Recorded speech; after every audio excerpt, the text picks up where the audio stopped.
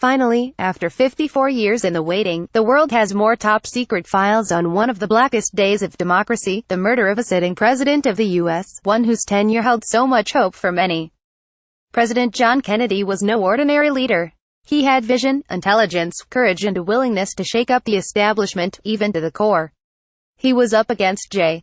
Edgar Hoover of the FBI, who had denied persistently that organized crime even existed in the U.S.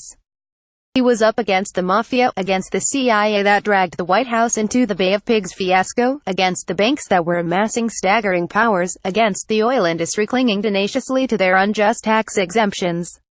He was up against the military that wanted to engage big time in Vietnam. He was up against them all. Some of the most fundamental principles of law were disregarded in the investigation, innocent until proved guilty, and a trial judged by one's peers, the right to a defense, to cross-examine witnesses, to have access to the prosecution's files, the non-interference in the appointment of the decision-makers, the avoidance of conflicts of interest, the principle that justice must also appear to be done, the independence and transparency of forensic teams carrying out the autopsy on the slain president. These are but a few of the cardinal rules that were blatantly broken in the aftermath of the assassination, thereby nullifying any credible outcome of the investigation. Of course, the obvious question is, why were all these standard operating procedures ignored in the first place? No one was ever charged with the assassination. The only arrested man, Lee Harvey Oswald, shouted out to the media in the few seconds he had a chance to, that he was a fall guy, and was in turn killed within 2 days of the assassination. No defense in his name was ever made, no witnesses heard in open court, no forensic testimony cross-examined, no footage officially released to the public. Instead, in a Hamlet-like tragedy, we had the successor to the murdered head of state appoint a commission to investigate the murder of his predecessor. Why should an ad hoc commission have ever been appointed by him in the first place, to usurp the power of the official judicial organs? Why was Oswald's family never permitted to appoint an attorney to defend his name and reputation, and examine the evidence? Why was the memorandum of its own investigator, Attorney Wesley Liebler, ignored by the commission?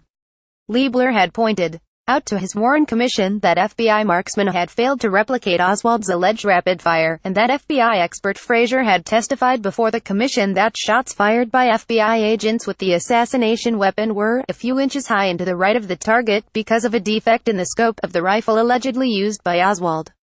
Liebler tells the commission that to the extent that it leaves testimony suggesting that the shots might not have been so easy out of the discussion, thereby giving only a part of the story, is simply dishonest. Evidence cited in Jeremy Boychuk's book A Brief Guide to the JFK Assassination, furthermore quotes a Marine's report that by the time he left the Marines, Oswald was a rather poor shot.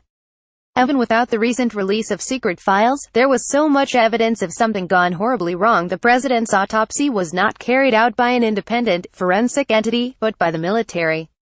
Why? Evidence listed in the Kennedy autopsy, by Jacob Hornberger, indicates that the president's head wounds were tampered with before the autopsy took place. It was only years later that the world finally saw the unedited footage that has come to be known as the Zapruder film, which clearly shows Kennedy being shot fatally from the front, not the back, from the school book depository. The outrage it caused eventually gave rise to a reopening of the investigation by Congress. This important point has been forgotten. In 1979, a congressional inquiry carried out by the House Select Committee on Assassinations found serious flaws in the Warren Commission report, concluding that the murder was indeed most likely the result of a conspiracy, Congress's words, not conspiracy theorists'.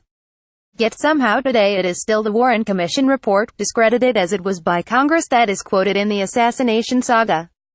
Why? Add to that the fact that the brother of Chicago Mafia kingpin Sam Giancana confirmed in a biography that his own brother was involved in the assassination. Add to that Jack Ruby, who killed Oswald, was known in the underworld to be a Giancana henchman, running one of his casinos. The newly released files include a top-secret deposition by CIA Director Richard Helms, who was asked in 1976, "Is there any information involved with the assassination of President Kennedy which in any way shows that Lee Harvey Oswald was in some way a CIA agent?" The deposition cuts off. The newly released document was tampered with and does not show his reply. Investigators had argued that Oswald had received paychecks from the CIA, hence the question put before Helms. It was not conspiracy theorists but a federal judge and the chief counsel of the House Select Committee on Assassinations, who openly accused the CIA of deceit and deception. Suspicions were later reinforced by a recorded deathbed confession to his son in 2007 of a CIA officer, Howard Hunt, one of the masterminds of the Watergate break-in, that there were men in the agency, oil men and persons from the underworld who were involved in the assassination. Add to that the fact that the president's own bodyguards in the Secret Service were ordered by their superior officer to stand down and walk away from the president's limousine, where they were posted to stand on the bumper as human shields in the crowds. Why? We have clear footage of this. Add to that the declaration of President Lyndon Johnson's own mistress, Madeleine Brown, who stated on camera for posterity that the night before the assassination, several high-ranking officials within the government and Dallas tycoons met at his house. Johnson was from Texas, and after the meeting Johnson told her that, "Those sobs will never embarrass me again." Roger Stone's book The Man Who Killed Kennedy makes a case that it was President Johnson whom Attorney General Robert Kennedy was going to indict for complicity to murder of an agricultural officer whistleblower, who actually masterminded the assassination. We all know what happened to Bobby Kennedy in 1968. How is it, one may ask, that even without the recent release of secret files, there was so much evidence of something gone horribly wrong, of much more than a silenced lone gunman who killed the head of state? Why has it remained shrouded in secrecy all these years?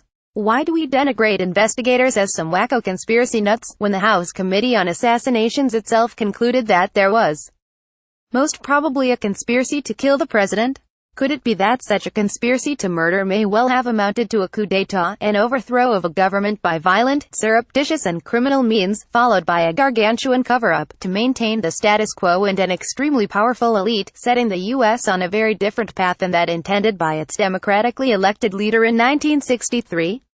Dr. Ragonesi is a lawyer and researcher in international affairs.